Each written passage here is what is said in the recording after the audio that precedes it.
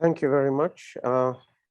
My name is Waqar Ahmed, and I'm an interventional cardiologist in Jeddah, and I would like to welcome you to the first Gulf Intervention Society Symposium on CTO PCI. And my first task is to welcome our program co-chairman with me, Professor George Sianos, who actually doesn't need any introduction. Everybody knows him. He's a professor of interventional cardiology in Saloniki, Greece. George. Thank you, Ahmed.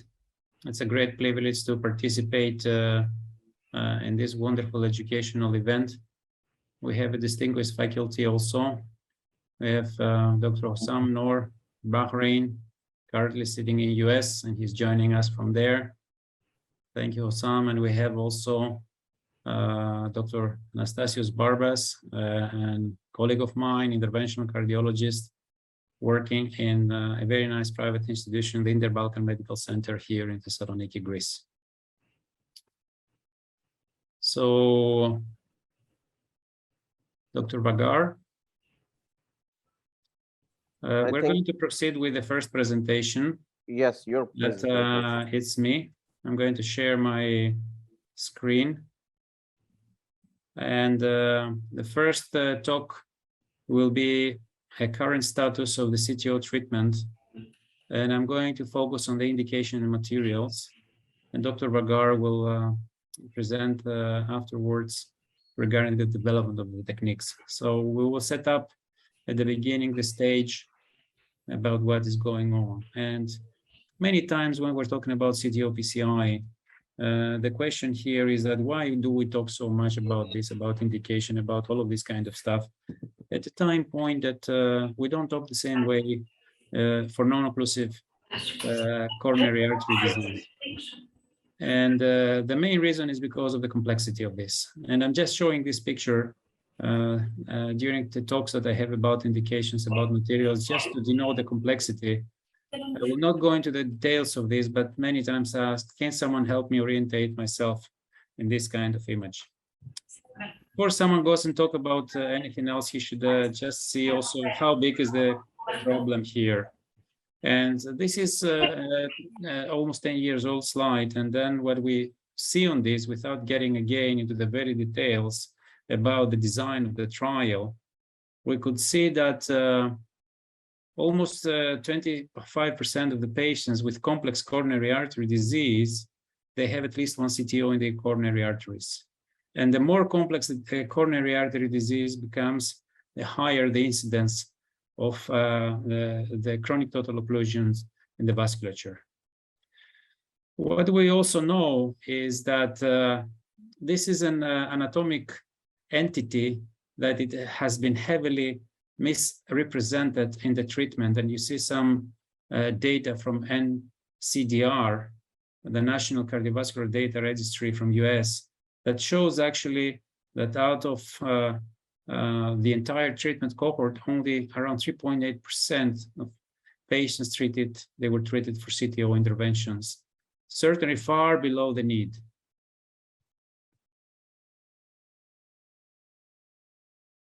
What do we achieve with CTO PCI? One thing that we certainly achieve is improvement of anginal status. This comes from, again, from an American study, the FACTOR study. But also we have our European, the EuroCTO trial, which was a randomized trial, and we learned a lot out of this, that shows more or less in a more detailed fashion based on the Siantal angina questionnaire, that again, we're improving symptoms in these kind of patients. But we also learned from this trial the harsh reality that it's very difficult to randomize CTO patients, because one way or the other, even the patients are so alerted that they want the treatment one way or the other. The same thing we learned about another trial, the Open CTO Registry. That's a very well-designed American study. But we learned also that there is a significant improvement in the quality of life of these patients when we successfully open their CTOs. But also, with this very nice title, thousands of registries that do not worth randomized trial, are also true for chronic total occlusions. you can find out that we don't improve, especially with these kind of trials design, that many of them, they have weaknesses beyond the EuroCTO client, the open trial, the Open CTO registry, the Explore trial, and the Decision CTO trial, the Netherlands one and the Korean one, that had some design, let's say, limitations. But all of these trials, they show that we cannot, at the moment, provide to these patients any death or a mild benefit. So the hard endpoints have not been demonstrated in the CTO PCI as of today. And that is something that is a considerable obstacle for the guidelines, as I'm going to show you. What we see here is that over time, and this is an old slide, the success rate has been dramatically increased. And also the complications of the CTO PCI in these initial cohorts that are quite low, which is not the case, as we will see later. I'm not going to insist here, but this is a graphic going from the single wire backway all the way to the parallel IVUS guided, the subintimal connection, the retrograde, and the dissection reentry more recently with all the variations that they do have. And Dr. Vagar is going to elaborate more in this kind of detailing the developments and the techniques. But there was also a big issue of terminology that we were able to solve after big efforts that they have done in the global community. So we're talking about, generally speaking, ADR, antegrade, the dissection reentry, and the wire escalation techniques, both antegrade and retrograde. My task is to bring also the background for the materials, which is a very important thing. And I'm going to go by saying that the two cornerstone materials that we have in CTO PCI today are the wires and the microcatheters. All the rest are ancillary devices, as I'm going to describe briefly. And you see here a table that explains the milestones of the wire development in the CTO PCI. And we go from back to 1995 with the polymeric coatings, the choice PT wire. In 96, the hydrophilic coating came. In 97, we understood that we need stiffer wires, so we went to incremental tip load, and the Miracle family was the one that brought wires from 3.5 to 12 grams. A year later, another innovation, the tapering.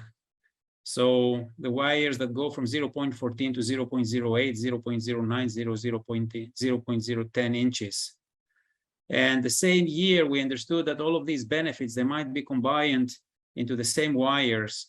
And the Confianza Pro, the CP wire 9 and CP 12 came into the market, and it is still there strong.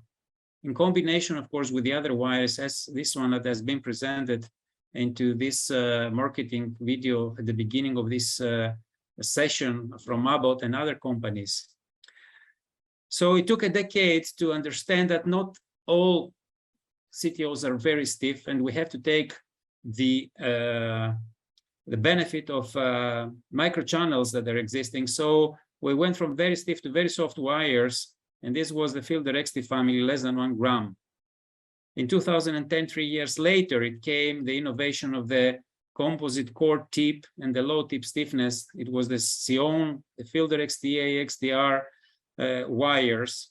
And in 2013, we understood that very stiff wires, they don't bend. So when the vessel has a curvature, they don't really able to take this curvature. So we needed wires that they have capacity of penetration, but also they have the capability to deflect. And these wires can only be in the intermediate stiffness, and that's how the Gaia family has been born. Some baseline things about the wires, they have, as we say, hydrophilicity and polymer jacketing. When you see here a wire that is very shiny, it's hydrophilic. And when you see a black wire, it has on top of it plastic, which is what we call the polymer. And we know that when you have polymer coating and hydrophilic, the lubricity is increasing. So the penetration capacity or the tissue propagation is higher, but we also know that the tactile feedback is decreasing. You see here in description some of what I've told you before. This is a composite core wire with the Act 1 patented by Asahi. There is the outer coil, and there is the inner coil with a twisted wire. And these wires, what do? They really go into the direction of one-to-one rotation fashion, so they don't have the whip effect. You give 1 degree at the back of the wire, and this goes all the way down, and they have kinking resistance or shape retention. The technology has been dramatically increased over the last years because we went from a wire to a wire rope. So wire that has been created by far more smaller wires. So we had a single wire coil. We went to the Act 1 technology with the multi-wire coiling. And then we went from the simple wire rope coil to the multi-wire rope coiling, what we call the Extron technology, that essentially has been developed into the new generation of wires, just like the Gaia Next. Not only that, but wires have exerted also different characteristics from the conventional round tip to tapering or to blunt. And all of these are details that are significant for the penetration power, but also the way that the wires have to be used in combination with the differential stiffness and all the other detailing in the guide wire technology. And you can see here how a microcone tip compared to a plain ball tip. And you can imagine that if you apply the force to smaller area, then the penetration capacity is increasing dramatically. We went all the way to wires just like the SUO, that essentially there are so many components that in one tip you might have 19 different wires. This is a 0.3 wire for channel crossing, especially the epicardial.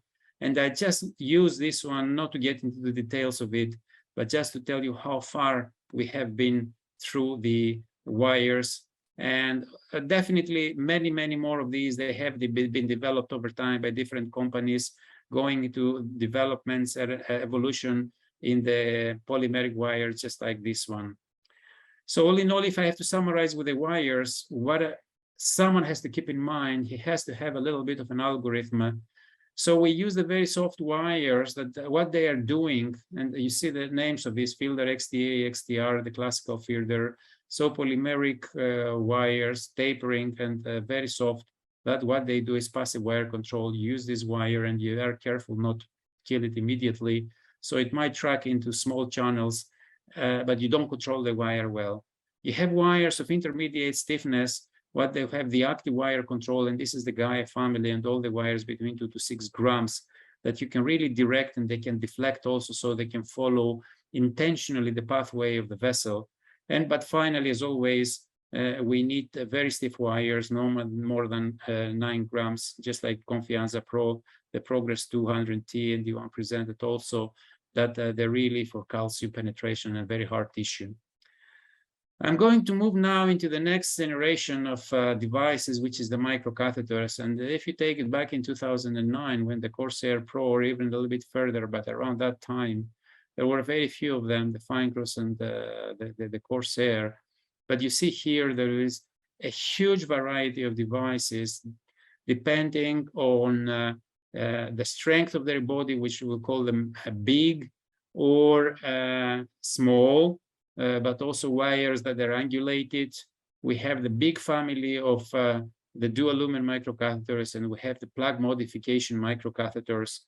It's impossible someone to get into the very detail of it, but all in all, I'm just presenting you a little bit to the very basic microcatheter, just like the Finecross, which is a braided tube essentially, but this has the benefit of very low size of it. It's only 1.8 French with hydrophilic coating, to the very complex structure of the Corsair, that essentially it's an enlargement of the Act 1 technology with wires of different thicknesses, that essentially they are able to give the catheter rotation force, so it propagates by really rotating the catheter.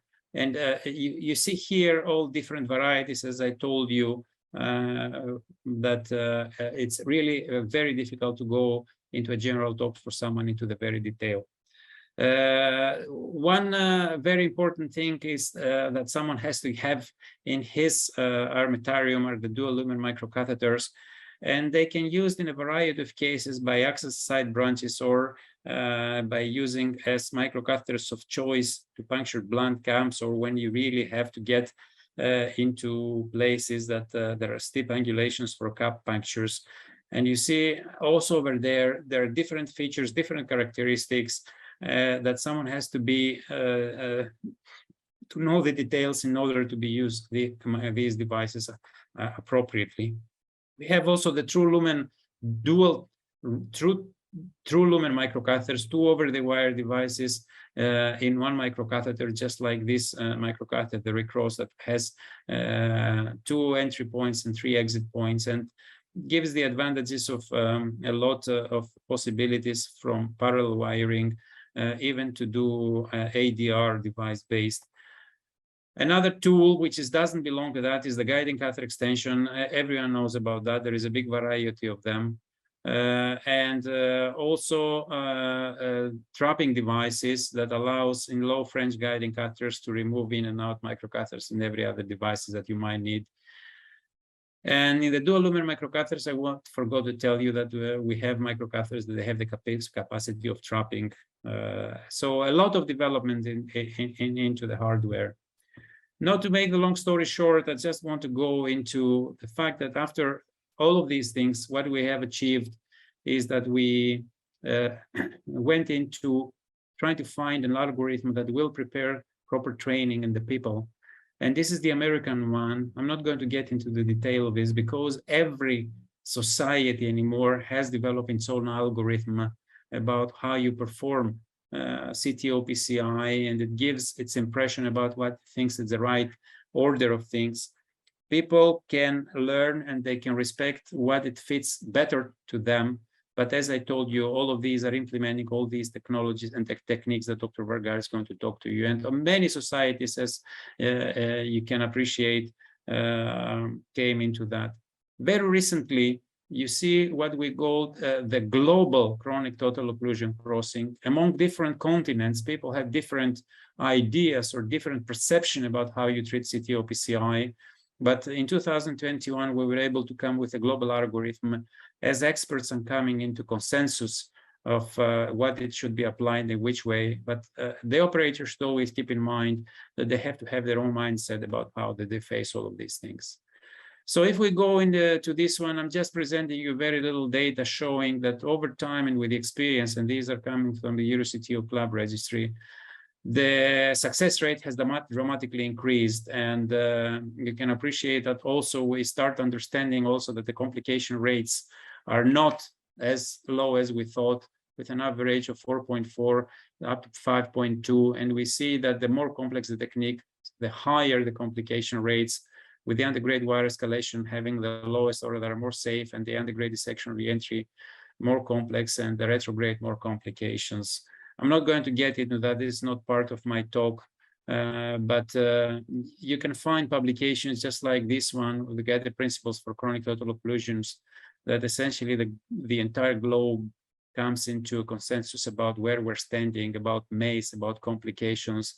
And the main message out of all of these things is that CTO PCI is a complex procedure and you have to pay a price. So you have to have a very good indication on that. And it's an expensive one. And if you have complications, it becomes more expensive. But it comes to the point that as to why, and I always want to finish these talks with indication. And what we know about CTO PCI is that it needs expertise, it needs patience, but what it contributes it for? It contributes to percutaneous complete revascularization, because it's the main hurdle of success in the CTO PCI. And when we have incomplete revascularization, we know that outcomes are worse. And we see that in meta-analysis and single trials, the more residual score you have, the worse the outcomes they are. And if someone asks, yes, but what's the relationship of the CTO PCI in this kind of context, then what is the relationship? Is that the main and the most strong reason for not giving complete revascularization to patients is the presence of the CTO, because success rates are far inferior in non-expert hands compared to the non-occlusive coronary artery disease. And that's what you see also in many different analyses and trials.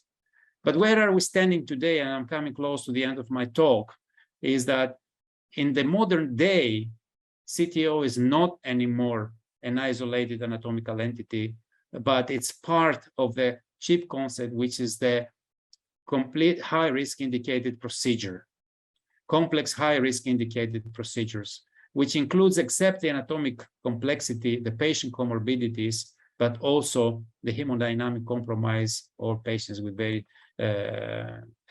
impaired ejection fraction.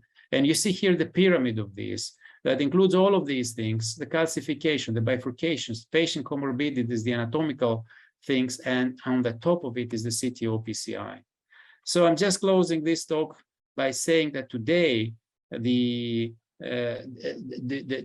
what I said in this editorial that I wrote many years ago, that CTO PCI is not anymore an isolated anatomical entity, but it is a procedure that has to complement part of the complex coronary artery disease. The lack of evidence about efficacy gives a 2AB level of recommendation in the European guidelines. And what we know now is that with CTO recanalization is indicated in patients with symptoms and ischemia, and we have to have viability of a certain number before we do it. And we, in the EuroCTO Club, we named that more than 10%. So CTO PCI today, it is a misconception to consider CTO treatment as an isolated anatomical entity and don't position its impact in more generalized aspects like the complete revascularization, the high-risk patient, the CHIP concept of coronary artery disease treatment by percutaneous techniques, and also comparison with other treatment options. Thank you so much.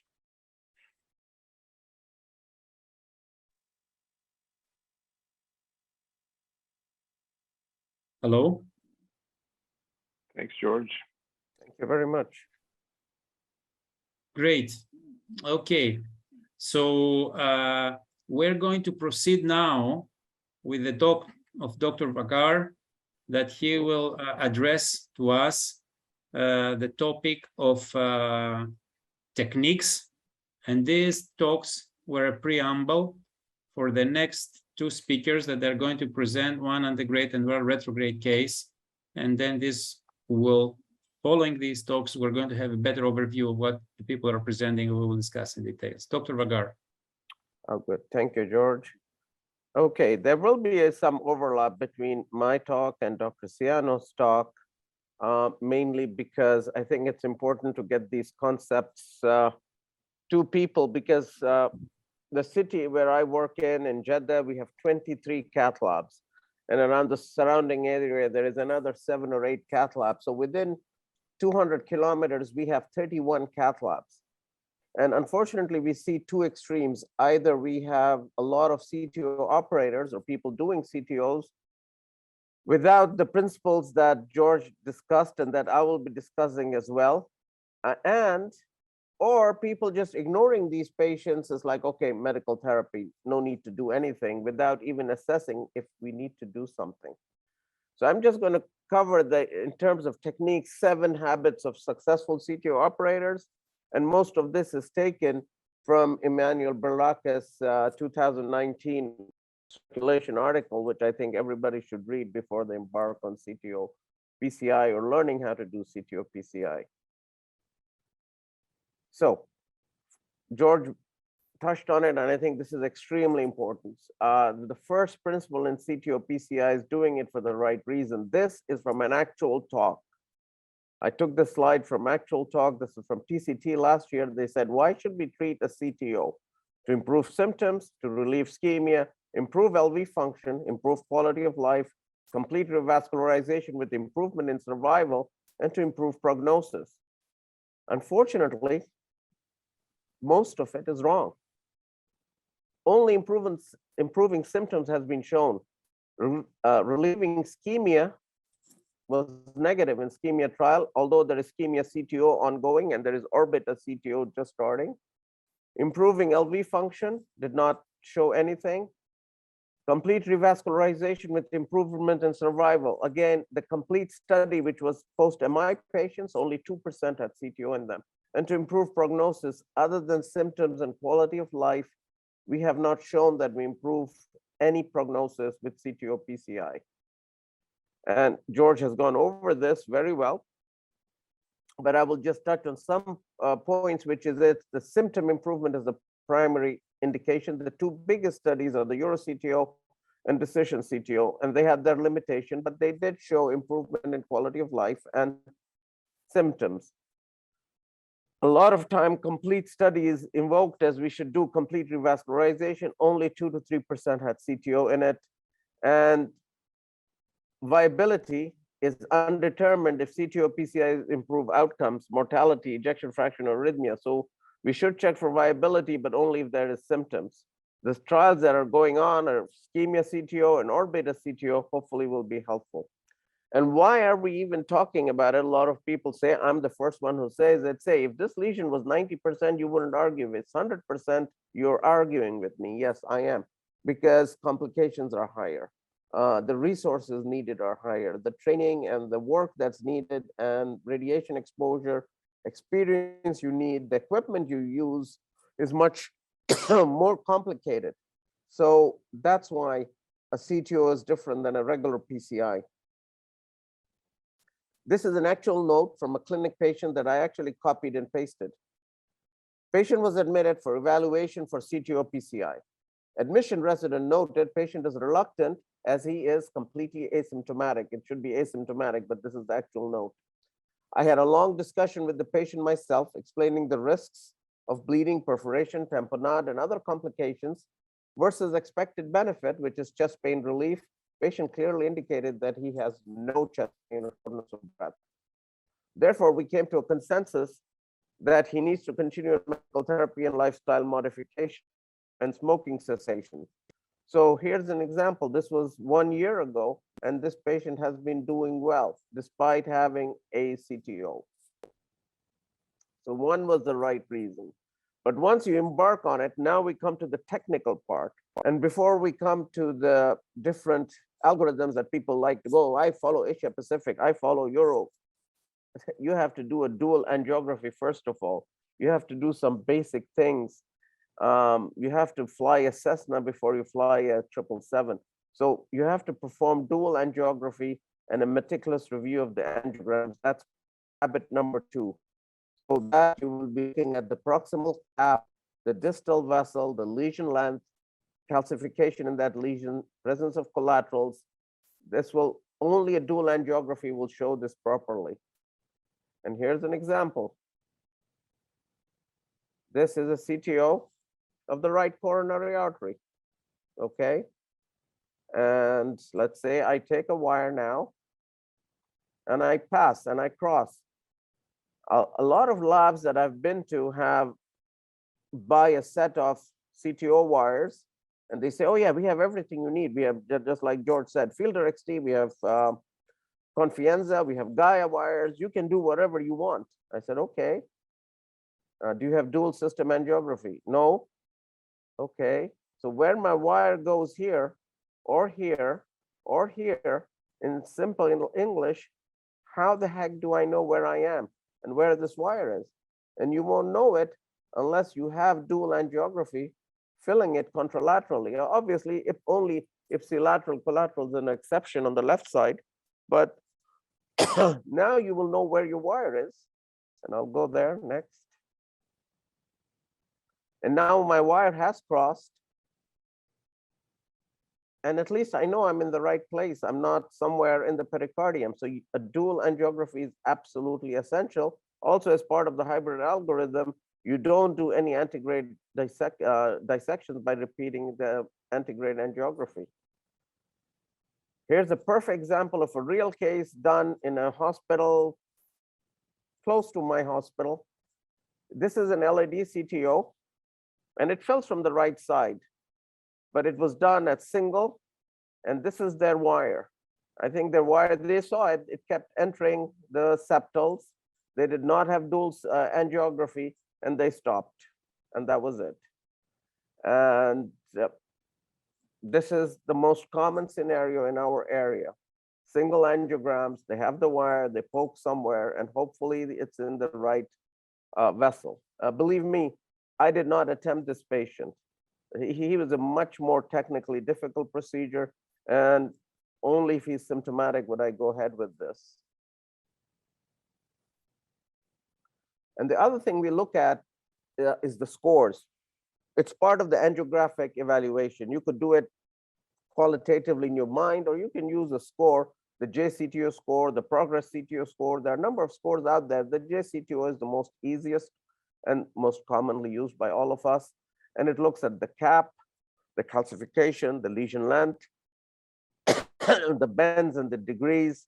You can also add the ejection fraction and prior cabbage, which makes from very easy JCTO score 0 to difficult by the time you get to 2 and 3. And why is that important? Because as JCTO scores increases from 0 to 3 to 4, your success rate goes down, especially for antegrade puncture, and you will need either ADR or retrograde. But even then, you will never reach the same as low JCTO score patients. Now, successful CTO operators use microcatheters. They don't use over-the-wire balloons. And George showed all the microcatheters. I won't go through it. Mainly, you need the microcatheters to shape the wires, to change the wires, to change the penetration force, and to cross the lesions, because different microcatheters have different properties that will help you in crossing the lesion. The fourth principle is there are 4 principal strategies to cross the CTO. The most commonly that everybody uses is the antegrade wire installation. So I get my cath lab tech to order 5 different Asahi wires. So I have them. So now I'm a CTO operator. So I poke with one, poke with the second, poke with the third, and I'm done. But that's not it, because if antegrade fails, then you also have chances of antegrade dissection reentry using either the Boston Scientific's Stingray balloon and wire system, or now there are microcatheters that allow you to do it. And more importantly, you can go retrograde via septal collaterals or epicardial collaterals or through bypass grafts. So as you get more experienced, you will get through all the 4 stages of finally achieving from antegrade wire installation, antegrade dissection reentry, retrograde, and retrograde via epicardial collaterals. And that a lot of operators think is the last final thing in achieving CTO proficiency with dissection reentry. And the other important thing is they change the equipment and technique. They don't stay stuck in one failure mode. You don't just keep poking. George went over these algorithms. I'm not going to go over the details of each one of these and why and the benefit of it. There is the basic hybrid algorithm, which was the American one. American and UK came out in 2012. There is the Asia Pacific one that came out in 2017, Japanese one, and now there is the global one that just came out. They have nuances within themselves, but the idea is the same thing, that you don't stay stuck in one mode. If you cannot go antegrade simply, then you have to switch your strategy, whether you go parallel wire or you use IVUS to do it, or you use dissection reentry, or you go retrograde. It depends on how you trained, who trained you, and what you're used to. So pick one method and stay with that systematic approach, that you have a plan. You do A, then B, then C, and then D. And your anatomy, your dual angiography will help dictate what you're going to do. If it's a blunt cap and a long lesion, antegrade may not help. You may need some form of reentry. You may need base and scratch and go, and then dissection reentry. Or you may need to go retrograde and reverse SCART. Simple true lumen to true lumen crossing will not occur in a blunt cap with a long occlusion. But more importantly is you need to know when to stop. And the great operators know when to stop. And stopping is usually when complications occur and when there is low likelihood of success. And this I can tell you personally myself, long procedures and complications take a physical and psychological toll. When I had just finished training, I used to laugh at my surgeons, and I'm sorry for that now, that I used to tell them that the surgeons don't look at the literature. Their experience is whatever their last case happened. And I can now say that it's actually true. Yes, the literature may say the success rate is 80%, but if that similar case had a complication with me the last time, I will be very gun shy to jump in there. So it does take a psychological toll, and you have to know when to stop. And fatigue is one that leads to errors and complications. And time, contrast, radiation. It's sometimes better to stop, come back another day, call a friend, bring a proctor, um, have a proctor on the phone if possible, or call a colleague who may be as experienced as you are, even less, but sometimes 2 brains and 4 hands are better. And the 6th habit of successful CTO operators is they optimize the procedure with imaging. Dr. Hussam Noor is going to show an example of that, but basically imaging is 3 levels. Basic imaging is simply imaging that everybody should know how to optimize the stent. Intermediate imaging is IVUS guidance for proximal cap puncture. So this was an LAD going into diagonal. I could never see the LAD. I used the IVUS pullback and I saw the clean LAD cap here and I was able to puncture that. Or to use IVUS to know how much intra or extra plaque tracking you have. And very advanced IVUS is IVUS guided reentry for reverse cart or antegrade reentry, and IVUS guided reverse cart, of course. Now, why should we use imaging? Well, nobody has eagle eyes to guess the size, and I will show you an example. There is diffuse disease. There is a lot of negative remodeling after CTO. There is calcification. So we never know what the real size is. The problem is, again, it's a reality. You're tired at the end of the lengthy procedure. You don't want to start IVUS and then you don't like it, you go back again. Then you go back with the IVUS, your staff is tired and you will hear them growing, yeah, doctor, you're gonna have IVUS now. And so you have to, but you have to give the patient the best result possible. And time and cost are obviously an issue. And here is an example. This is my patient, nobody else's. I think we had some issue that I could not IVUS. This is at the end of a CTO procedure, long stents in the RCA, good result. I brought the patient back 2 or 3 months later to optimize this. And here is the image at 3 months. And geographically, the image didn't look any different. There it is. It looks the same, 3 months, excellent result. We could have said we're done, but here it is. This vessel was almost 3.5 millimeters and the stent was undersized. So my eye alone wasn't enough and I was able to optimize the stent and achieve an MSA of 8. And this was the worst MSA. So I took the picture of the worst MSA. And finally, the successful operators have the habit of experience and equipment to deal with the complications. George mentioned it, I've mentioned it. If you're going to do CTOs, complications will happen. And if you have a dedicated program, instead of everybody doing their own 1 to 2 cases a year, higher volume will lead to higher success and less complications. And even when complication happens, your staff is proficient in complex cases and ancillary services will be available, which is like echocardiography, surgery, cardiac anesthesia, and equipment to deal with these complications. And this equipment better be present in any lab that is doing CTO PCI. Mechanical support is one. Many countries actually don't have advanced mechanical support, but at least whatever is available should be available. And you should have support to be able to call people for help. And if the patient needs to come back, so be it, patient can come back. Don't be the lone person in the desert trying to do CTO PCI. That's the whole point of this. So to summarize, you do it for the right reason, use dual angiography, use microcatheters, change the techniques, optimize with imaging, have the experience, fortitude, and equipment for complications. Thank you very much.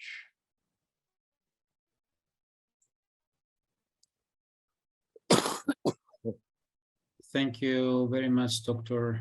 Agar. It was really an exciting talk, summarizing the field very nicely. I'll now introduce my colleague and friend, Dr. Hussam Noor, consultant interventional cardiologist from Bahrain Defense Forces, the hospital. Hussam is going to be presenting cases on antegrade. Thank you, Waqar. Thank you, George and Pampas, and everybody. And good evening, everyone. So I'm going to share with you as a continuation of what you guys been alluded to by my colleagues in the space of CTO. So my task is to walk you through integrate first. What are the options? And always is the question is, what are the recanalization strategies? As we have heard from my colleagues earlier, there are a couple of strategies, the antigrade, either the retrograde. And I'm going to concentrate on the left side, which is the antigrade, and what are the options that we have. We have the wire escalation, dissection, reentry, and that as your experience or expertise goes up, and then you need to build up the skills in the retrograde as well. So they're all complementary to each other. In my own practice, actually, I try to keep the retrograde as another option. I try to, as much as possible, to do the case antigradely. And the reason behind that, which George had alluded to during his talk, that the complication rate goes higher with retrograde, and in general is 4 times the complication of any antigrade CTO procedure. So these are the 4 general CTO techniques, either antigrade wire escalation or antigrade dissection reentry. I'll add to that parallel wire technique. And to the right side, we have retrograde dissection, retrograde wire escalation. So this is going to be more of a practical case-oriented description of all these techniques, which are used mainly antigradely to achieve the goal of recanalization. So what are the steps of antigrade? One is you need to have proper setup. You really need to analyze the proximal cap in a lot of details. You need to understand the space, and you need to know your distal cap, and of course, how you finish adequately. So your base of operation, when you look into the concept of CTO, you have the proximal cap and you have a distal cap. What is the antigrade goal? Is to move the gear safely and quickly from the proximal cap to the distal through lumen. So that's what we're going to be focusing on today. And why is that also important? As Dr. Waqar has showed earlier, I routinely incorporate the scoring system into my analysis of these cases, because if you look at your JCTO score, if your JCTO score is 0 to 1, you have about 70% success with wiring, but that success diminishes as the complexity of the anatomy becomes more complex. And these are the algorithms that we already talked about. And I think I just want to point out to one part of the whole algorithm is really when to stop. And this is very crucial in CTO procedures, is if you need to consider stopping if your case goes really more than 3 hours, or your contrast load is more than estimated 3 times your GFR, or your radiation has been more than 5 grays. And proctoring around, and I've seen all of this, and I think there's nothing wrong with stopping the procedure safely before getting into any of these complications. And we call that, I don't call that a failure, I call that you fail with a style, or we're going to call that an investment. And when you bring them back, a lot of times actually you'll be able to finish the case. So contemporary antigrade CTO, the concept of wire modulation, as we talked about, the proximal cap is important for you to feel and palpate or pierce the cap, or sometimes track those microchannels on that proximal cap. And then once you're in the body of the CTO, you need to direct penetration through the lesion. And then after you're at the end of that, you de-escalate at the distal cap. So let's start with the case. These are all our cases at the MKCC Bahrain. So this is a 69-year-old male with history of hypertension, known PCI with a bifurcation LED diagonal almost 14 years or 13 years ago, with a drug-eluting stent, which we don't have the details of. He had a CTO of his RCA, which was treated with 3DS, and also had a PCI of his left main. He actually presented with an angina equivalent with shortness of breath, which is not uncommon in this era. And we've done a perfusion scan, which showed the reversible ischemia and the LED territory with a preserved ejection fraction. So the dual injection is mandatory to find out what is your for many things. Once is we have to analyze the proximal cap, and I don't know if you can see that there's a bifurcation stenting of the proximal LED diagonal, after which there's an occlusion, and there are some collaterals coming. And I think those collaterals are interventional if your antegrade fails. Also, when you look at the distal cap, this is a relatively diffuse disease. Whether it is underfilled or not, we are not sure. And this is where the value of imaging comes in once you cross these lesions. So when we look at the JCTO score, which is basically a 1, so 1 is an intermediate, or 0 to 1, which is easy. So we thought this is a wire case, and we're going to go through the steps, how one step-by-step wire case. So the proximal cap is important for us to understand it. It's very important to understand the vessel route and to see where is it at the distal cap. And visualization, good visualization is key, and that could be achieved by the dual injection. So we palpated the proximal cap with a workhorse wire, which is in this case is a Xion.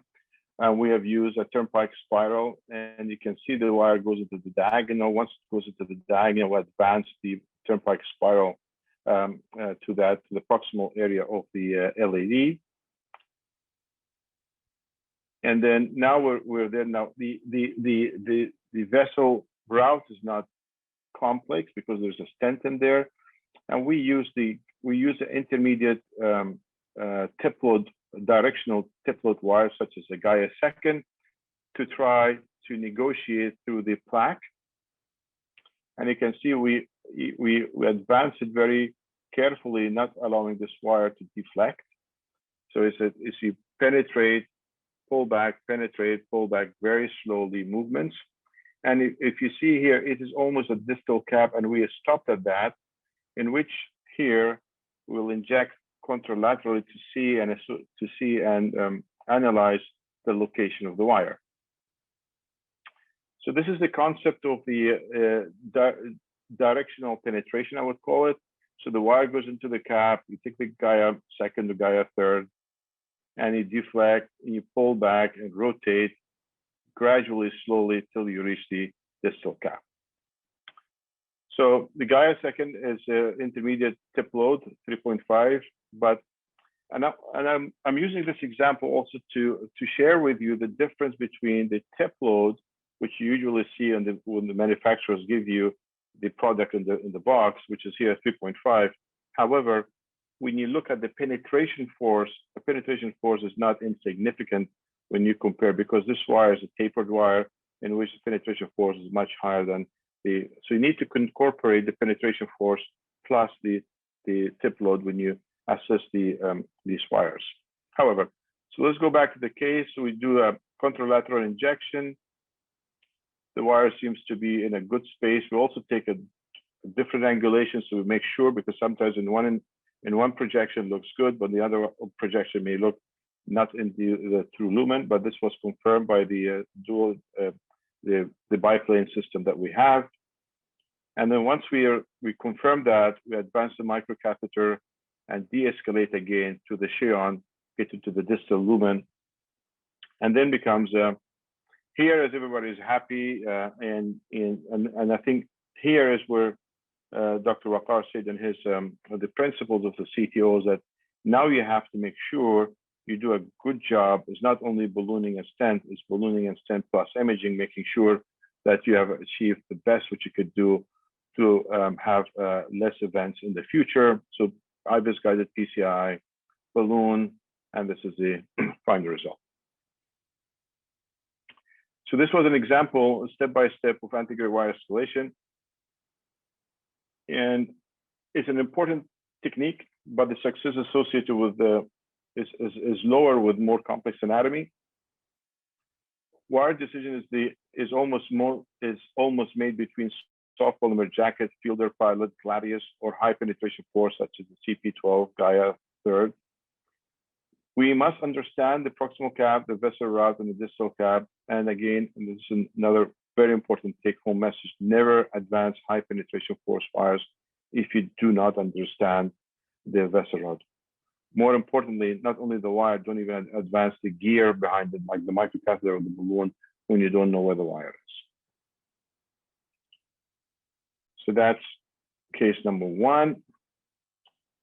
The second case is a young male, 36-year-old with history of hypertension, who had a primary PCI April of 2022 of his RCA, and he had been scheduled for a stage PCI to his LAD with a lower ejection fraction of 45%.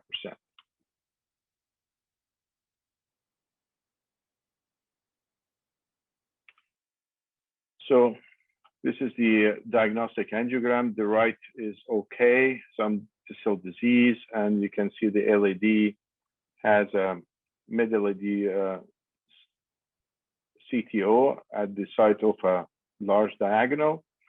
But when you go and assess the JCTO score, first one is the cap ambiguous, and the answer to me is not. The lesion length is about 20 or a little bit higher, so that goes to 1. Is it tortuous? No. Is it calcified? No. Is it a reattempt? And the answer is no. So with this analysis of the initial analysis, that you could see that the JCTO score of 1, potentially you have a high rate of success by wiring. 2, the complexity is not that much, and then you have, overall procedure success should also be high with whatever technique you use. So that's JCTO score of 1. So what we try to do, we put a workhorse wire in the diagonal to protect.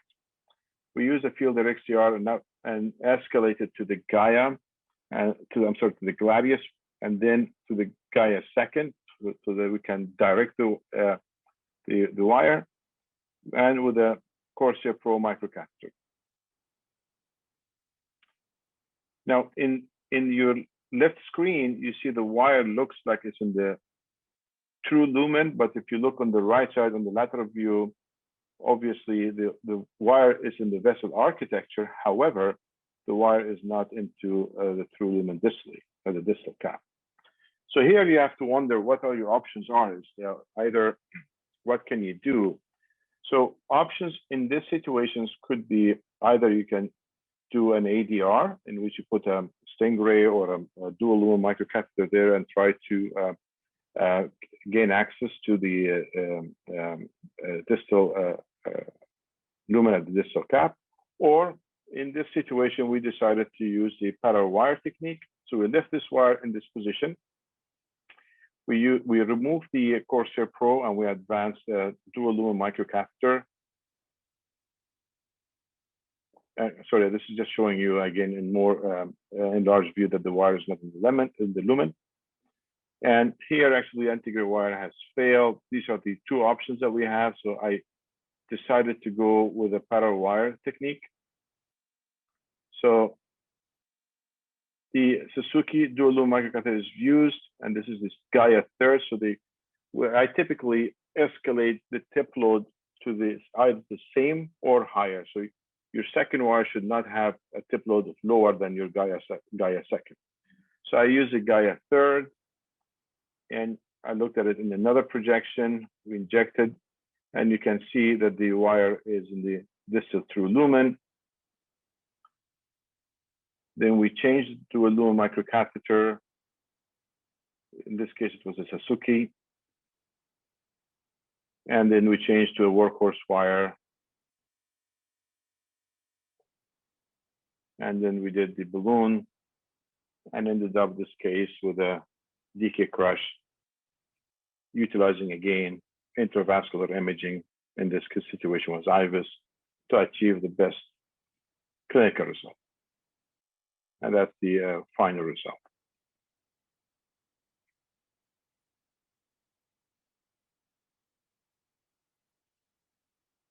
So again, this is a cartoon that would demonstrate to you the concept of parallel wire technique. It's a control wire entry in front of the distal cap. This wire, like in this example, was not in the lumen. It was in the vessel wall. And then the second wire, higher tip load, in which we can use and direct it utilizing the contralateral injection to advance this wire in the through lumen. And most of the time with the utility of using a double lumen microcatheter. Okay, so why should we use parawire technique in antegrade approach for the CTO? The second wire is a natural escalation of the antegrade wire manipulation. To take out the wrong wire to change for another deprives you of the information you have already achieved. The wire left into place is the roadmap to success. The presence of wire modifies the vessel architecture, strengthening the course of the second wire. These are concepts that we adopt when utilizing this technique.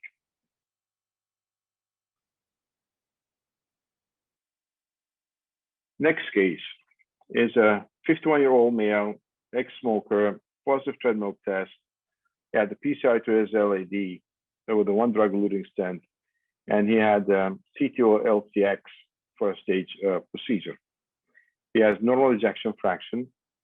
One note I want to share with my colleagues, and this was actually shown on the Progress CTO scoring system, which is this CTO of the CIRC, which is not a component of the JCTO scoring, but we all share this, that CTO CIRC is being in the circumflex artery is actually technically more challenging most of the time than having a CTO in the LAD or the RCA.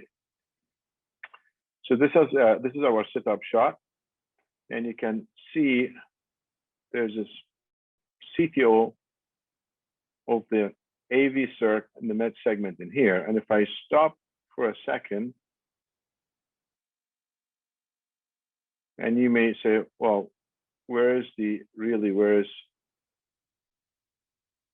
proximal cap? Is it here? Is it here?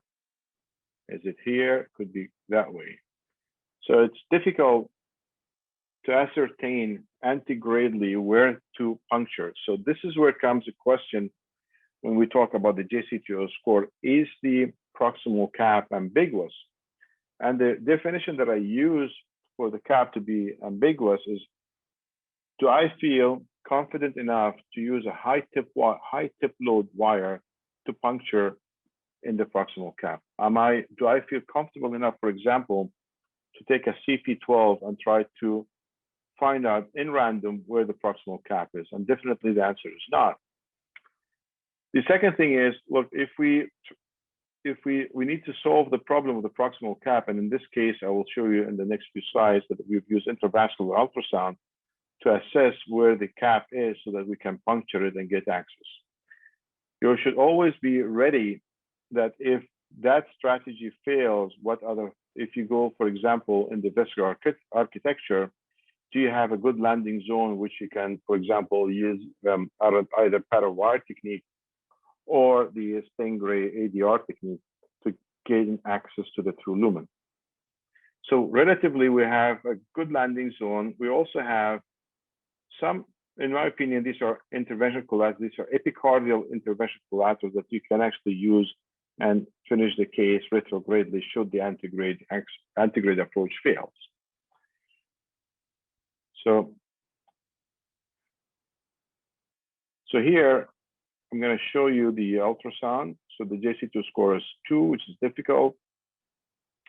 So here we use the IVUS intravascular ultrasound, and this is where the motor of the reading part of the sensor of the ultrasound is. Actually, and we took a picture and we took a cine to know, just looking at this is where we should puncture to get in. It's not here, it's right there. It's about 2 to 3 millimeters away from what you could potentially imagine, but could be this is where the proximal cap is. So we keep that in our mind. And this is the IVUS that shows where the cap is for the area. And then we use a directional penetrating wire to puncture this cap. And with the contralateral injection will tell us where are we with this wire manipulation. So Gaia second. and I guess I can see that the wire is in the through lumen. And I usually take this opportunity while the contrast is in the vessel to advance the wire, and the wire advanced really nicely here.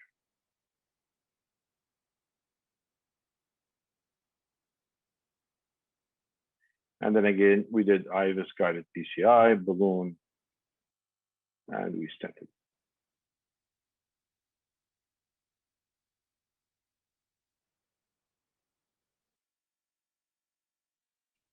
Right.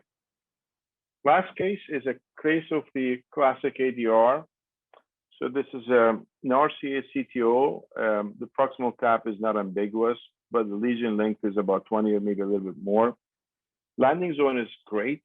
And so in this case, we tried to puncture first of all, the wire, we were not successful. And then we decided to knuckle it.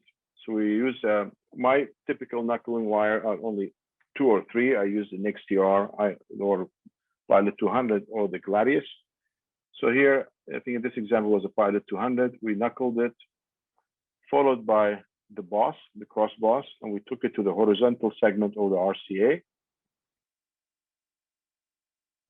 And that was followed by, I mean, this is a concept, if you just follow distally, if you could advance all with the knuckle or use a knuckle with a cross boss, if you use knuckle alone, the hematoma is bigger.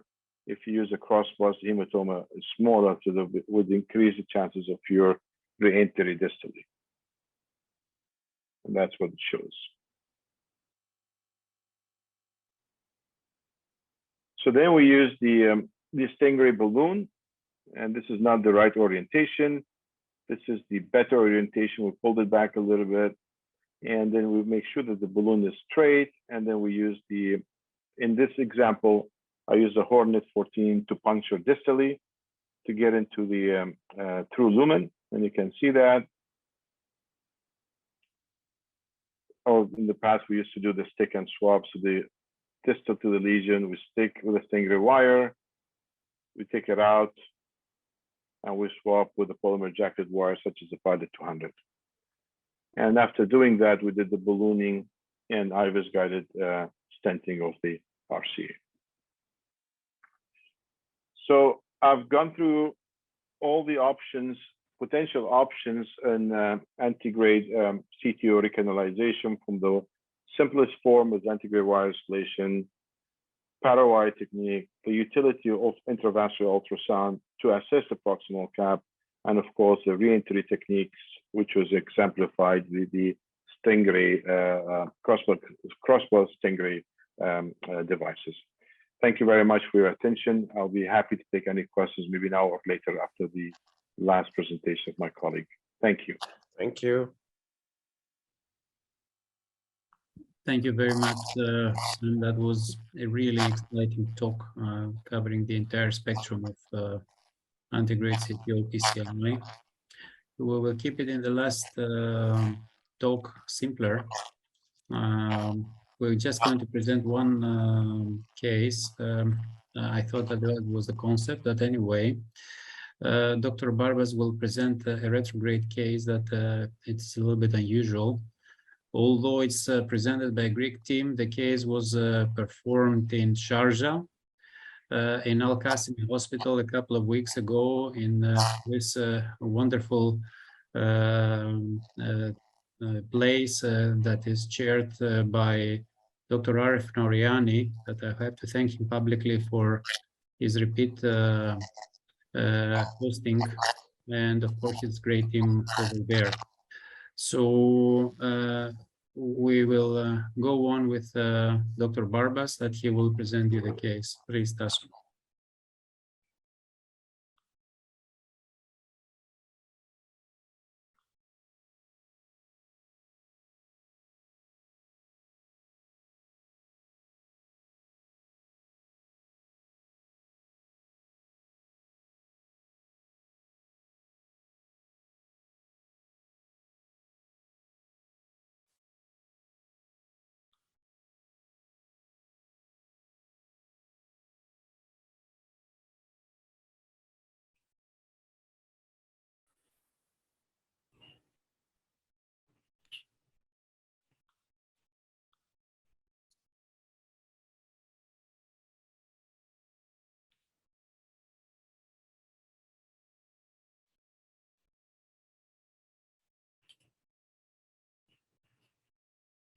Can we assist Dr. Barbas mainly with his scrolling?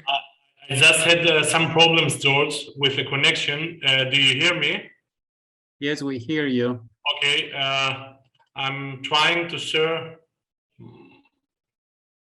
my desktop.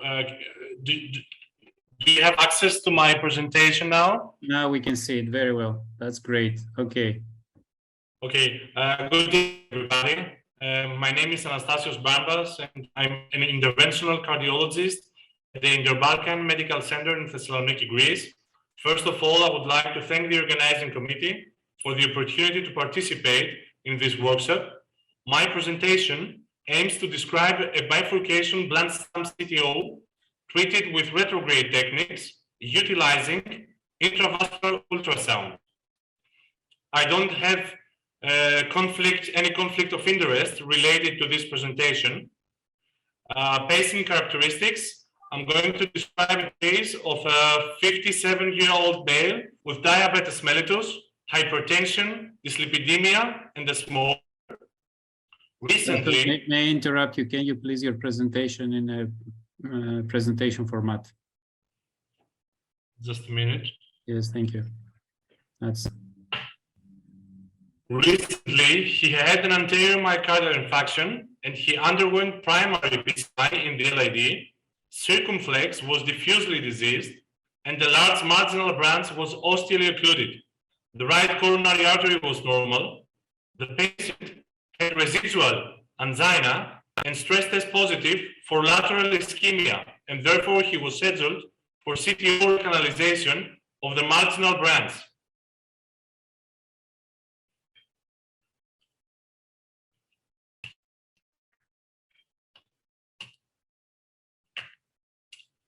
The setup here is, as you can appreciate, two guiding catheters on the left main, an EBU 4, 7 friends from the right femoral artery, and an EBU 3.5, 6 friends from the right radial artery.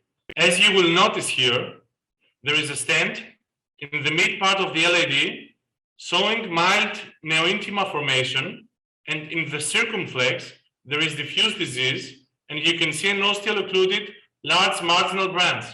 The reason for this setup is because we wanted to do IVUS guided recanalization of this stumpless marginal CTO, planning to put an IVUS into the circumflex artery and simultaneously working undergrade or retrograde in the occluded vessel.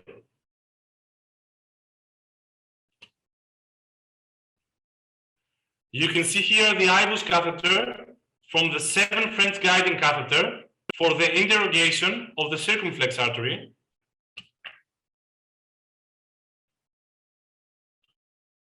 This is the pullback in the circumflex artery, where you will notice that there is a very diffusely diseased vessel with significant plaque burden and spot calcifications.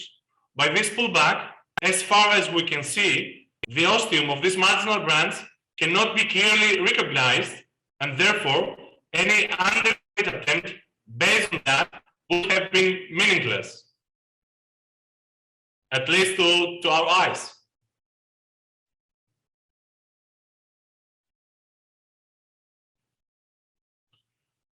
For that reason, we investigated the vessel for the presence of collaterals, and in this view, you can see that there is a nice epicardial collateral from the distal LAD around the apex that collateralizes this marginal branch.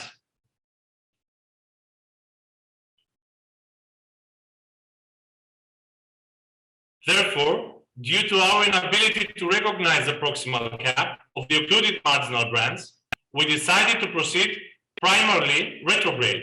Here we have a turnpike LP microcatheter where you can see in real time the crossing of the epicardial collateral with a cyan black wire that crosses relatively easily this epicardial collateral. The turnpike LP microcatheter was advanced without any problems into the distal lumen. This is a tip injection showing the distal cap of the CTO and a rather diffusely diseased vessel. But the key characteristic of this image is that the microcatheter is moving forcefully within the vessel and goes back and forth due to the very dynamic contraction of the apex.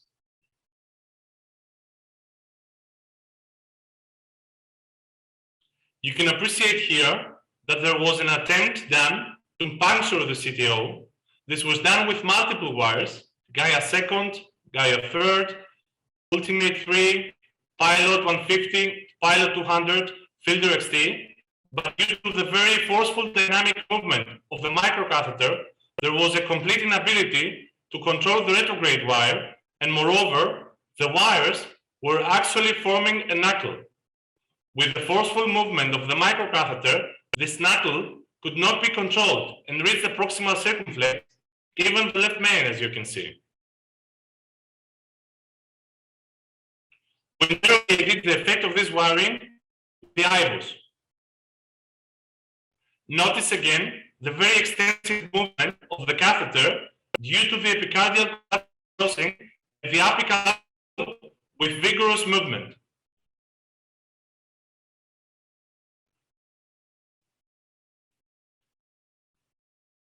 And you can appreciate in this IVUS between 10 and 7 o'clock, there is a formation of a large hematoma extending all the way to the proximal circumflex. But what is really astonishing in this view is that you can appreciate there is a wire which is moving from 10 to 7 o'clock just like a knife, showing that the microcatheter is not only moving in longitudinal fashion, but also in circumferential fashion, as in the beating of the heart. You can see clearly the wire moving in this pattern. This is a scanning focused on the left main. This is the wire in the LID, the undergrade wire in the LID. You can see here the formation of a large hematoma in the left main. So the hematoma from the occluded marginal extended into the left main coronary artery.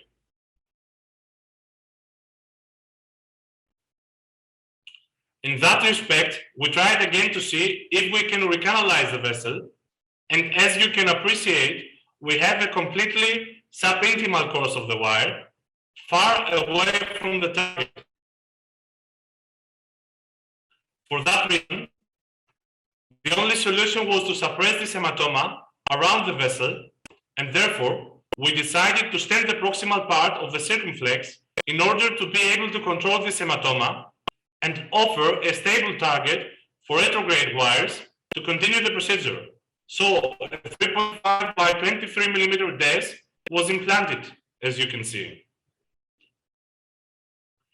To the point we assumed that the ostium of the artery, angiographically at least, was located, we did a pot with a 4 by 8 millimeter NC balloon in order to create a small step for the retrograde wires to target. We didn't stent the ostium of the left main. You can see here on the top the presence of a hematoma, but we had a hemodynamically stable patient, and the fact that the left main was not dissected, but there was only a perivascular hematoma, that its entry point has been sealed by the stent implantation, actually gave us timely opportunity to proceed without stenting the long ostium there. So as you can appreciate here, we used the Confianza Pro 12 in an attempt to puncture the stent retrograde. This was not successful due to great resistance and unsecure point of puncture. The location of the ostium has not been defined yet. Therefore, we continued in an undergrade fashion, having the retrograde wire as markers. You see here a dual lumen twin passport microcatheter, and we tried to puncture through the stent strands with multiple wires. But what is very important here from this image is that you can see after the casing of the ostium of the CTO with retrograde wires, we achieved what we initially attempted. You can see that the shrinking of the retrograde microcatheter, but the inability of the retrograde wire to puncture in any subintimal space.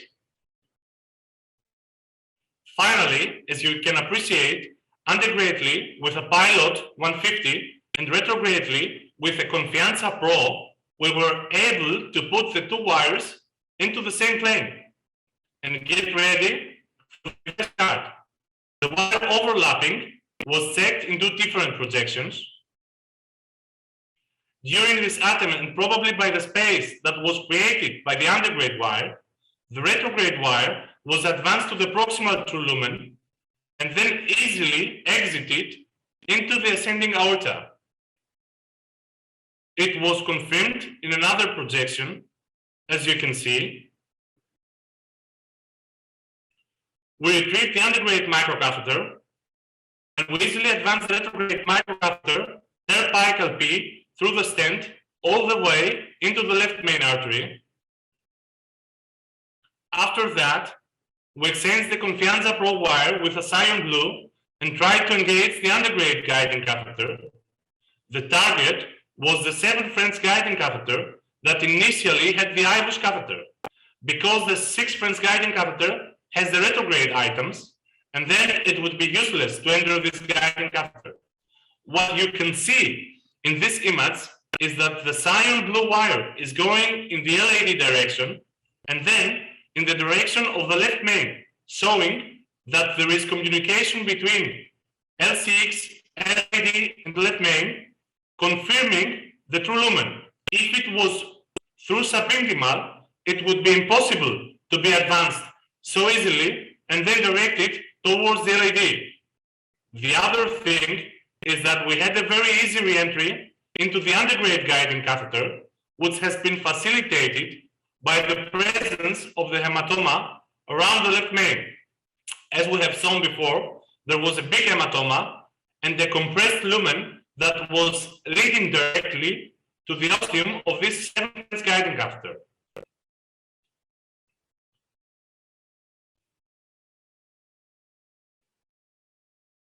We performed an IVUS interrogation of the circumflex coronary artery.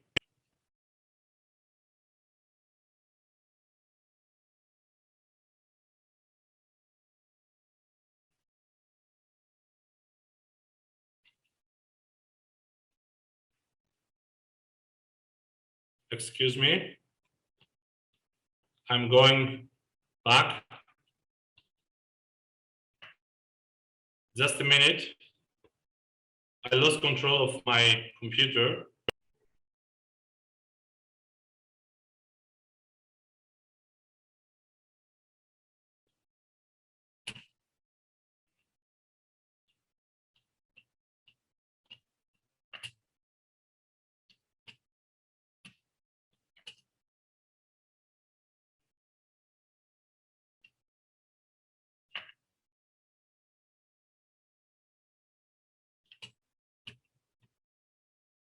I just want to see you an IVUS video.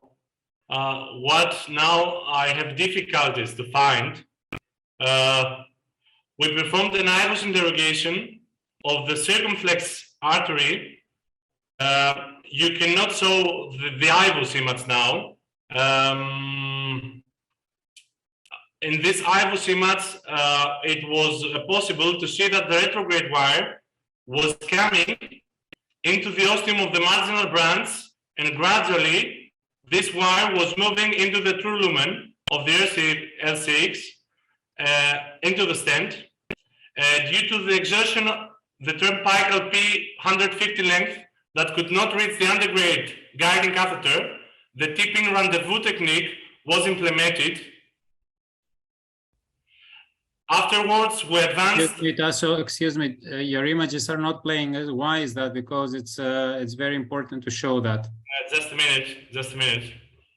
If you cannot take it, I will take over. I'm gonna correct this now. Can you see my image now? Yes, we see, but I mean, why your videos are not playing? That's good over there. You just go over. That's good. Afterwards, you have to go back. You have to go back. Okay. It's a very important part of the procedure. If by any means you have any technical problems, I will take over. Go back one more because you have to show to the people the entrance of the. Okay, continue from there. You see here the wire entering to the undergrad guide in 7 French as we showed, and Dr. Barbas explains why this is it. If you're facing technical problems, just let me know. Okay, due to the exertion of the turnpike P150 length that could not reach the undergrad guiding catheter, the tipping rendezvous technique was implemented. Afterwards, we advanced both microcatheters simultaneously, one pushing forward and the other one holding back. And you can appreciate here that the undergrad microcatheter was easily advanced through the stent struts in the proximal circumflex and reached the distal 2 lumen. The retrograde microcatheter was withdrawn, as you can see. An undergrade wire or run-through wire was advanced through the undergrade microcatheter. And after predilation of the marginal branch, a stent implantation was performed using a 2.5 by 48 millimeter DES with a thin small perfusion technique. After stent placement followed kissing balloon post-dilation. We continue the procedure by performing left main stenting for the treatment of the retrograde hematoma using a 4 by 22 millimeter DES post-dilated with a 5 by 12 millimeter NC balloon.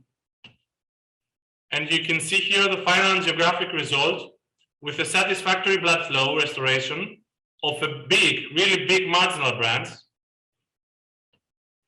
You can see here an excellent final angiographic result in a caudal projection. In this final IVUS interrogation that showed well-opposed stents, all the way to the ostium of the left main.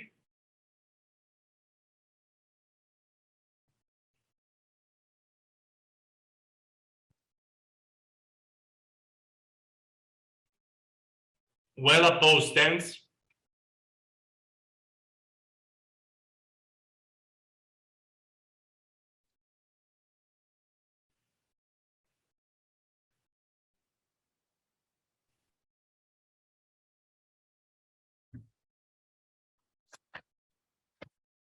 Very well-opposed stents with complete suppression of the hematoma and a very nice carina, complete suppression of the hematoma and a very nice carina in the left main, as you can appreciate in this IVUS video. This is the case cut down, and the take-home message from this case report. It was a stumpless blunt bifurcation occlusion with failure to identify the proximal cap, even with IVUS. We used the ping-pong technique to get 2 guiding catheters in the same coronary ostium. Primary retrograde approach was chosen. Epicardial collateral crossing. There was excessive wire movement due to dynamic apex contraction, both longitudinal but also circumferential.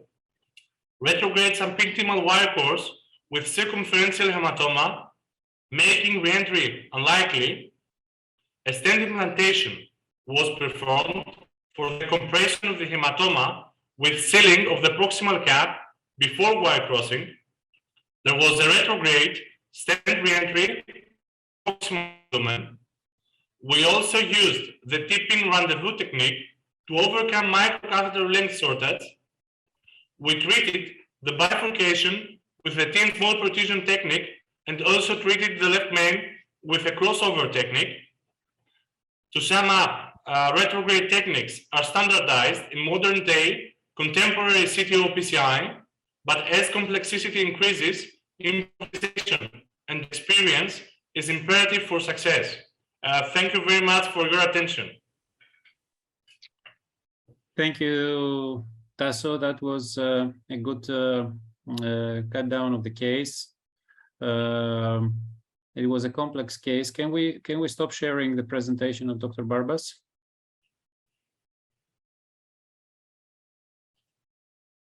Yes, thank you. Let me just, if I may, share. Just a second. I would like to show you the IBUs because we have time. We have half an hour. Dr. Vagar, Dr. Nord, do you agree? I would like to present a little bit the IBUs that was not able to be shown. Definitely. Perfect. I'm trying to get out of here in order to, how can I exit? Just a second. I will share my presentation now, just a little bit what Dr. Barba showed to you, to explain you a little bit the IBUs that we did. Let me do that. Share my screen. I think we're here. It's nice always to be interactive. We had some questions that were coming from the audience about what is a tip-in technique. Let me see. I think this is the one. That's good. Okay. Let me play it a little bit better here. It's running in this computer better. So you see here, I'll stop here. So this is the IBUS after the wire was exited. And you can appreciate here the lumen of the circumflex and the stent implanted. And I want that you focus here in this part of the artery. And you can see here the wire that it is at the ostium of the marginal branch. This is the IBUS that Dr. Barbas was trying to explain without that very nicely, but without showing. And you see this wire that essentially now comes from the marginals here into the ostium of this vessel, and gradually you will see that it's moving. You see the ostium and the wire is moving through the strut stent. There you are, and you clearly see the wire here into the true lumen crossing the stent. You see also here, see the pullback, that's the wire. We're coming more proximally, there is no stent. And what I would like to show you here is this LAD. What you see here is the LAD. You see the hematoma of the left main gradually appearing. There was a comment that the LAD was injured. You will clearly see the wire in the LAD. The LAD is not. And then you saw just a little bit the hematoma that has been there. It's a very big hematoma. You can appreciate it here. That is the retrograde wire, and there was a wire in the LAD. And what Dr. Barba was saying to you, because the true lumen is so small, actually, the wire went directly from this small lumen into the undergrad guide 7 French, and as he explained to you. And what I would like to you a little bit better here, you can see it in these images running, because, and I would like Dr. Vargar and Dr. Osam Noor to talk about, because there was one question, another about what is the tip-in. You see it here, and I would like the panelists to take it over. This retrograde microcatheter, because the distance from the left main to the apex was too long, and from the apex we went back to the marginal branch, the 150 microcatheter turnpike LP was exhausted in length, and on that respect, it could not be advanced. So there are two ways that you can do it. Yes, George, before you, I mean, this is very important. Please go ahead. Point as well. I will leave the image running. Yeah, let it run, because if you look when my colleague, if you look at those collaterals, it was coming really from the distal end of the diagonal, which is the distal of the LAD, the most distal part. So you're taking there and you're going all the way beyond going to the circ. So the length you would anticipate there's going to be a very lengthy distance. I'm sorry. So options with these, you may use some shorter guide in which this problem would not happen. And the other, of course, option is what Dr. Bampas did, is he used a tip-in technique. And you can see, I mean, I can share my screen for just a second, because I promised to show you a picture of the tip-in. Is that okay, exactly. George? Let me stop sharing. That's very nice interaction. Thank you for that. Yeah. So I'm just going to show you, hopefully, in my desktop. Let me do close this one. Oops, sorry, not this case. So, there you go.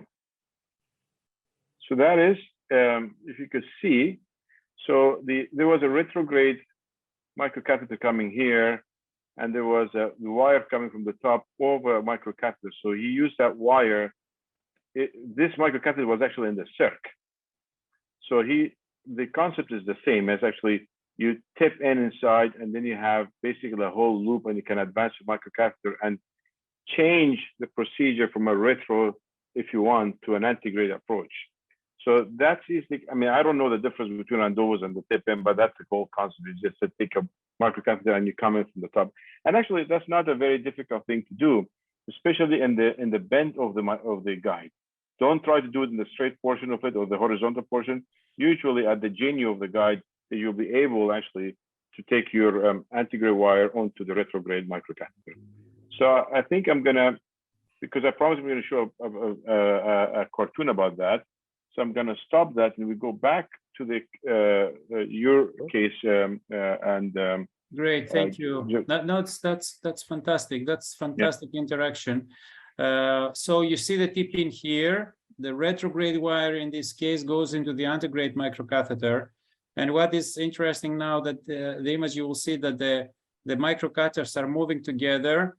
You see tip-to-tip microcatheters. We advance one to another. We pull back one and we advance the other one. You can see that it's crossing the stent very well, as you can appreciate here. The two microcatheters, because they're on the same wire, and it's not an externalized wire. This is just the normal 180 wire. We did the tip in, and then you move forward and you move backward, and then that's about the crossing of the CTO, as you can appreciate here. And again, look at the movement of the retrograde microcatheter. It's really hitting the antegrade microcatheter. I had a case of merging of two tips into the same wire. We retrieve the wire, and then we're retrieving the microcatheter, as you can appreciate here. An antegrade wire is coming. It has been shown, but just a little bit, the images are a little bit informative. You see here, we did the top technique from the stent implanted. It was done, and then it was kissed. And then the left main was inflated, 4.0 balloon, post-dilated with a 4.450. And you see here, there was a comment from the audience. Just let me just go through again very quickly because it was not obvious. So the hematoma is suppressed in the entire vessel. You see here this one, because there was a comment about injury of the ostium of the left main. There was no, and I would like to show you the image running better. This is the distal circumflex. And you see here how it is really running well. This is the beginning of the stents over there in the circumflex. There was one additional implant a little bit further because the lesion was long. And I will stop in two different positions. The first one will be the carina, as you will see it here. As the marginal is coming, it was a long lesion in the circ. There is no doubt about that. You will see now the carina. You see the wire moving there. The carina of the marginal branch. There it is. You can appreciate it here. It's very nicely done. I had some problems to expand it. I thought that I created a neocarina. That's point one. And let me just go a little bit more proximal. I would like to show you the LAD. In my view, it was okay. This proximal circumflex dilated with almost a 5.0 balloon. And let's see a little bit the LAD coming in, still there. I hope I will see it. Yeah, or in the left main. No, this was the left main, I think. There it is. The hematoma is completely compressed. Let's see if we can see somewhere the LAD. It was coming well. Anyway, I'm not able to see it well now, but I can assure you that we have checked it and it was just right, and geographically, and there was no problem in this vessel. Let me see if I can see it here a little bit again. Here it comes, I believe. Yeah. So it was okay, and it was okay. The patient did very well. So that's a little bit this. I think it was better. Sorry for taking so much time about exerting this presentation. Let me stop sharing, and I would like to ask Dr. Vagar if he can just do some talking, addressing different issues that he would like to. George. Sure. I think,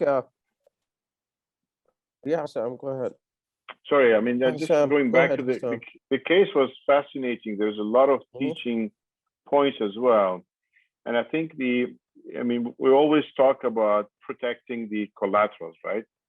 I mean, this collateral is very important when you go retrograde you saw the movements. There was a lot of movement. Imagine if we just had a wire without the protection of the microcatheter, this wire would cut these collaterals for you. So, I mean, sometimes you would not appreciate that if it's a septal, for example, by concept, you have to protect the collaterals, but this example here, that movement that you had is actually would shear off and cut your collateral. So it's important, very, very important through this case or any other collaterals to be protected. But this is an example that shows you if you really didn't protect it, you'll have into trouble. What was interesting in this case that I've never seen, but I haven't realized even myself well after many retrograde, is that we're talking about that the heart, when it's pumping, it has a longitudinal contraction, but has a circumferential contraction. And in this case, I think it was an amazing example, especially the apex has that more than other parts of the heart, because you were seeing the wire was moving around the circumference of the vessel, just slicing it. And that was that. And the other thing is that I think that retrograde wouldn't have been any option to do either antegrade or retrograde paction with that perivascular hematoma there. So sealing the vessel or the proximal cup before you move there, it was a must. So we took a case of retrograde, it was a little bit more than the average, and we maybe didn't cartoon it well to present it to you, but it had many things that they could be discussed for the retrograde. And I think what Dr. Barbas present you at the end is that techniques are standardized, but when complexity increasing, improvisation and operators' experience at the bottom line is coming as a big denominator of success and avoiding complications. Because here, these kind of cases, if you don't handle the details well, the left main can go wrong and the patient can go wrong and all this kind of stuff. And we touched upon the point of complications that Dr. Vagar and I stressed it, that don't be confused. We underestimated at the beginning of this endeavor about the complication rate. And we know now that it's between 5 to 7%. And that's not a small number. That's why the indication to the CTO PCI is coming. Really is a very, very big denominator of what you have to put on the table, the indication of the patient, the experience of the operator, even more important, in my view, the organization of the center, because these kind of procedures, they cannot be done in a center. I told you that it was done in Al-Qasimi, in a place that has a very organized cath lab with Dr. Nouriani, and the cath lab is fully equipped and the people have great experience to handle this kind of stuff. So that's a little bit the cut down of this retrograde. I wanted to comment a little bit about the cases that you have done some with the ADR device, the Stingray and the Crossboss. What do you think is the average use with today's technique and standardization of ADR devices, let's put it this way, including the Crossboss and the true dual lumens and all this kind of stuff? What's your opinion, and what is the average use of yours in this kind of case anymore? I think my Crossboss rate, if you talk about the Crossboss component and the Stingray balloon, I used to do, I tell you my numbers, I do about 120 CTOs per year. That's our center, mainly my number. And we used to do about 10% of these cases, ADR cases. And now with the Recross and the Suzuki dual lumen, I think actually maybe even less than that now. Definitely Crossboss itself, the Boss itself, in this year, probably haven't used a single Boss, 0. But I've used the Stingray, of course, but much less than when I used to do it before, to be honest with you. Actually, I have a question there. I have not, we haven't had the re-entry, the other device, the catheter. It's just come into Saudi market and we haven't had it. How do you find it compared to Stingray? Which one? Which one? The one with the dual lumen catheter. You mean the Recross, the Recross microcatheter? Yes. Yeah, this haven't had that. I haven't. Yeah, this is the true dual lumen by the IMDS. Is the only device that's available with 2 over-the-wire lumens. It's a device that has special characteristics. Someone has to know really that, because it has 2 entry points, 3 exit points. 1 lumen has 2 exit points. So as I'm telling you, it has different characteristics. Hossam Noor will also explain his experience. The good about this device is that you can apply the straw technique by 1 lumen. So you can compress the hematoma, and then you can keep it over there without the need of introducing additional catheter to do the straw technique. But it's not so well orientated as the Stingray, because the Stingray balloon, the Stingray balloon actually by itself is designed to take a circumference, and then it has 2 exit points that you know that for sure one of them is located into the direction of the lumen. This device is circular, and you cannot have the same precision in orientating one of the lumens to make the puncture. But we have several cases that we were able to succeed on that, but you cannot claim that this is a dedicated re-entry device. The big value, so not a replacement. The big value of the device is that you can do parallel wiring in a very nice fashion without the need to take in and out the microcatheter, because if you want to do a parallel wiring, dual lumen microcatheter is 1 shot. Here you can go from play with wires, exchange lumens, and with different exits. So I think it's a device with a great potential, but definitely needs a lot of training to be able to use it properly. Thank you. So there's a question from the audience. They are asking, what is the best strategy for in-stent restenosis? Who wants to take that? Sam? Yeah, I think I could take that. The in-stent it's a CTO. different pathology. In-stent CTO is a different pathology people think, but in my practice, one of the issues, as I showed the first case, the stent itself, if you have a CTO within the stent body, it would change your cap to be a non-ambiguous cap. That's number one. The other thing is, when you have an in-stent CTO, most of the polymer jacketed wire to puncture would not work. And the amount of the microchannels there is not as much. I think that's been shown in pathology. So in practice, when I have an in-stent CTO, I use a direct penetration wire to puncture the proximal cap. And once I'm inside the body of the CTO, I de-escalate usually with a medium top tip load polymer jacketed wire to exit. So, but that's my approach with this. And of course, you need to find out why the patient had an in-stent CTO, and then which we followed by the imaging. And most of the time, as you have showed as well, though, it's under expansion of the stent, which needs to be treated. What do you think, George? Yeah, the policy is excellent. I mean, I follow the same policy. The main thing is that when you cannot really puncture, because sometimes these tissues are very hard, and then you have to go to stiff wires, and it is not rare that essentially you exit the stent and you continue, you re-enter the stent. So we have many examples that knuckling in this kind of tissue is not always successful. What happens is that we have different crashes of the stent. Sometimes you're in the stent, sometimes you're out the stent, you're re-entering the stent.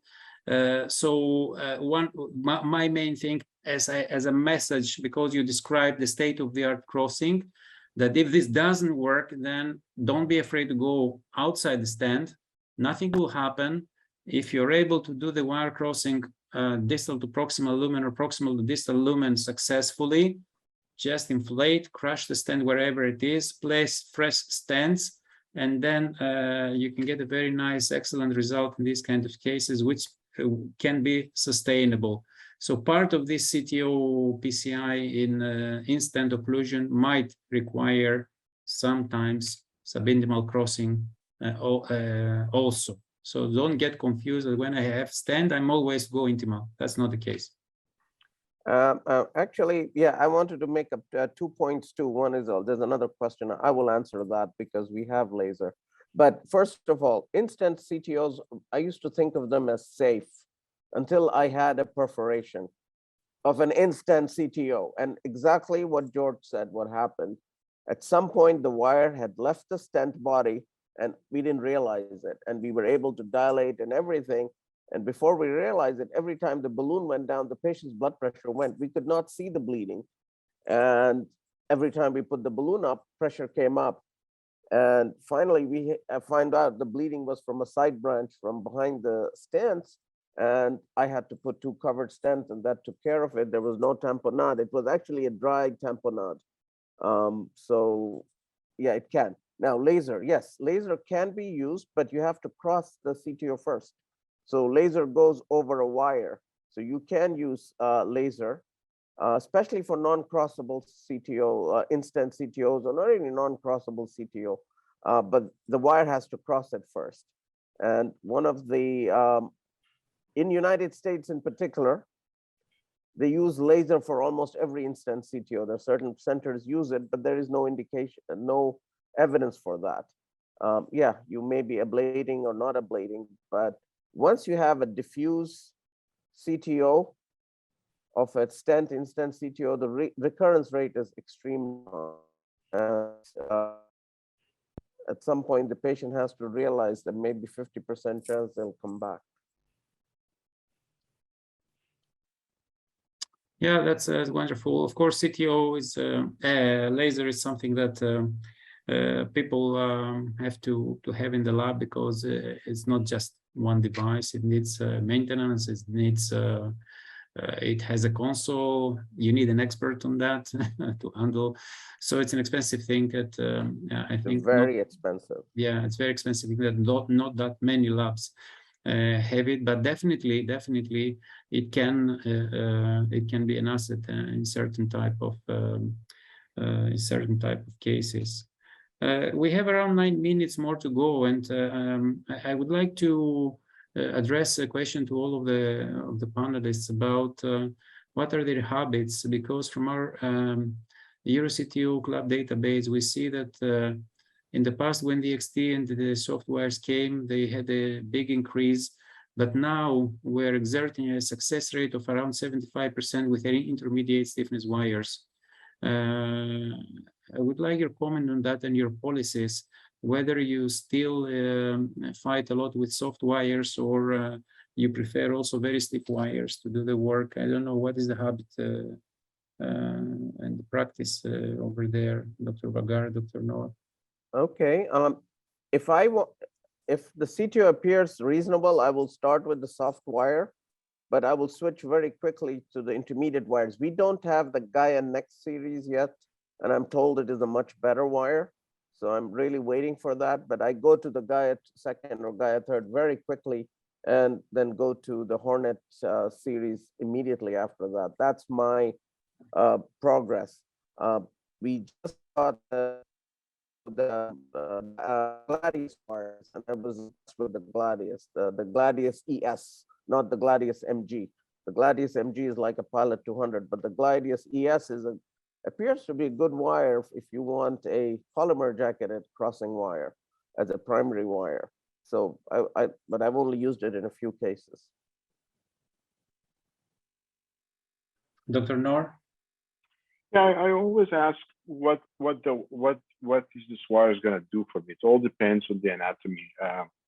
If I have, I usually have, as Waqar said, I have very limited numbers of wires that I use. Actually, I don't have many wires that I use. I only have a few low tip wire, and my workhorse low tip wire is a XTR or an XTA. My intermediate wire is either the Pilot 200 or the Gladius, and my high tip load wire is a CP12. There's a lower end of the high tip load wire. I'm going to use the Gaia third, or I've used the Gaia Next few these cases, and then of course CP12 and 14 and Astato 20. So it all depends on what I'm trying to do. But I think the message I'm trying to say that the high tip load wires, I don't use them. I just use them to do the job that it's required to do. It's basically puncture the cap, and that's it. I use that for maybe 2 to 3 millimeters, and I immediately de-escalate to the intermediate tip load wire, as you've already mentioned by the data that many people the wire to go as intermediate to risk wire. But it's the the height, and I've seen it again and again that people would use a high tip load wire as the workhorse. I mean, once you puncture the cap, they continue with it. Please, this is not the message we're trying to give. It's just puncture the cap and de-escalate, because safety is very important. I think you made a very important point, which I keep it, and this is also my principle. It's not necessary to have everything. It's not necessary to use everything. What is absolutely necessary is to know what you have to use it properly.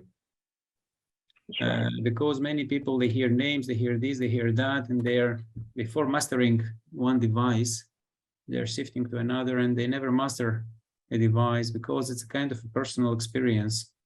Because the device is not about performing or not performing, it's about performing when your experience is building up over there. So you have to insist in the devices that you hear to get a good experience with it. And when you have it, then you understand its potentials, its limits, and then you understand if you need another one and when you need it, and then it's how you really develop with the use of the materials. And the same is with the microcatheters, and as we're coming another 5 last minutes in the talk, I showed a picture that anymore there are 20 or many microcatheters, and of course they have all of their use. And I don't know, also would like a comment from the panel about what is the preference, how do you start with, and what do you prefer for antegrade, what do you prefer mostly for retrograde, if you have any recommendation for the people that are following, any routine, anything that you would like to give as a message for the use of these devices. Okay,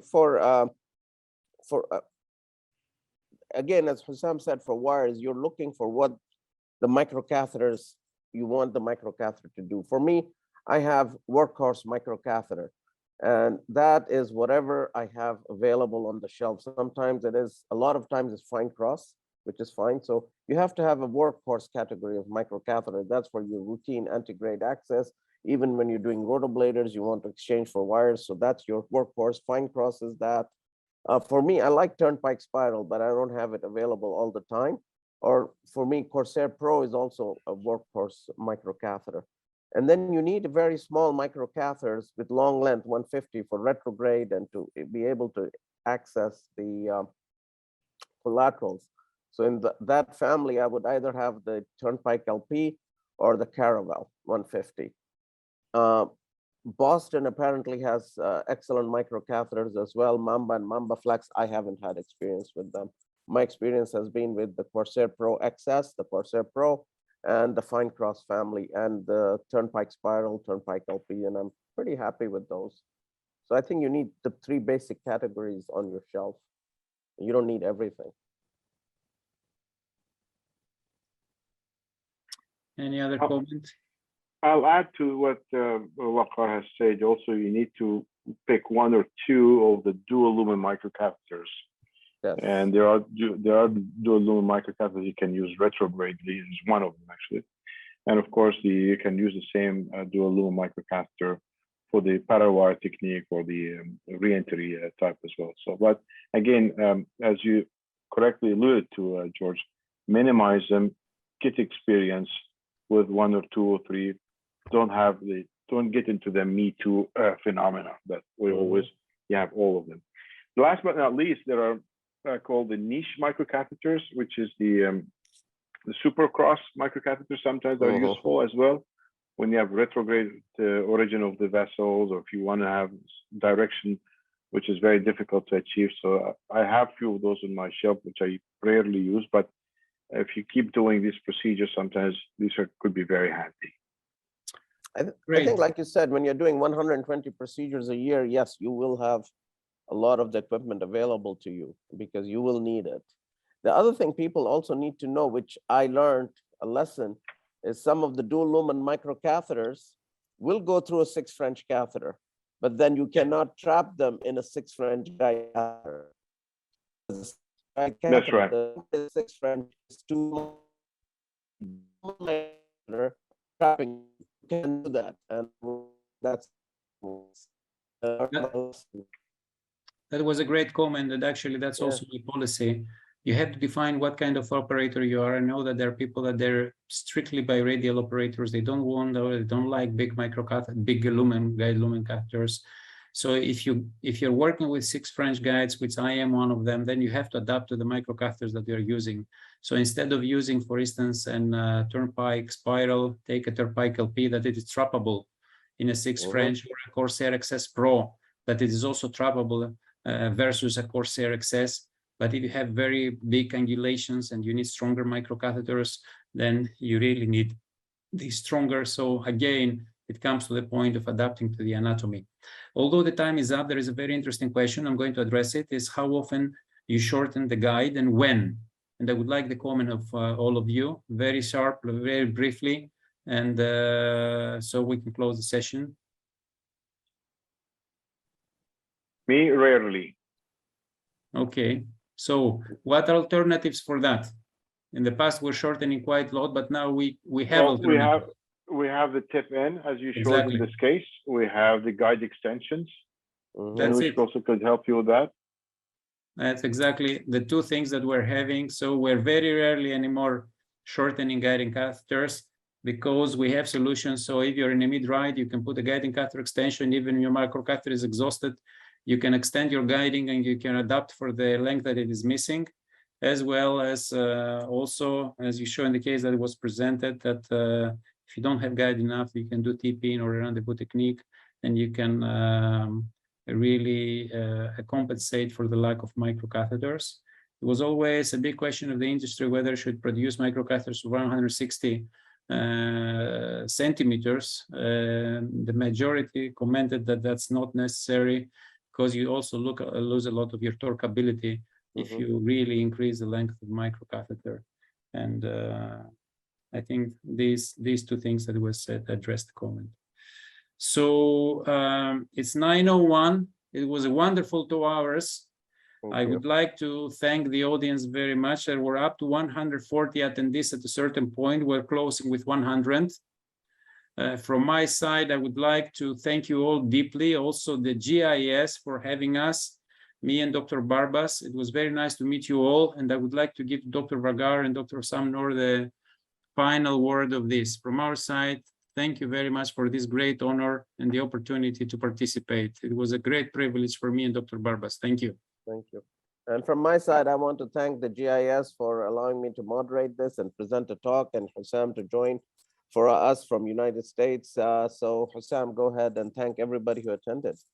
Yeah, I mean, it was really, sometimes CTOs could be a very dry topic, but George and Bampas and everyone else made it really a livable session, I would say. And thank you, Waqar, and thanks GIS. And it's been phenomenal. Of course, Ziad and people, there are a lot of people at the background who made this happen. And really, and of course, last but not least, we would like to thank Abbott who sponsored this, and everyone else who spent the valuable 2 hours of their time listening to the jargon of CTOs. Thank you so much, all guys. Thank you. Bye-bye from all of us. Thank you. Bye-bye.